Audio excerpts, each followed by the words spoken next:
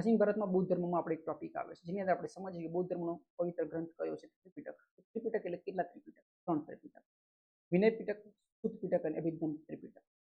આપણે યાદ રાખવાનું કે આ ત્રિપિટક ઉપર જે ટીકાઓ લખાઈ છે એની મહાવિભાષા શાસ્ત્ર કહે છે, જેને બુદ્ધનો જ્ઞાનકોશ બી કહેવામાં આવે છે. આ ચોથી સંગતિ દરમિયાન લખવામાં આવ્યું. આપણે સમજીએ વિનય પિટક એટલે શું? તો વિનય પિટકની અંદર બૌદ્ધ સંઘમાં જે સાધુઓ છે અને સાધ્વીઓ છે એમને કેવી રીતે નિયમોમાં રહીને આચરણ કરવું એના વિશેની વાત લખેલી છે, જેની અંદર આપણને વિનય શીખવાડવામાં આવે છે, વિનય પિટક. પછી આવે છે સુત્ત પિટક, જેમાં બૌદ્ધ સંઘમાં જે બુદ્ધના જે ઉપદેશો છે એની જે સમજ છે એ જે સમજાવવામાં આવે છે એની સુત્ત પિટક કહેવામાં આવે છે.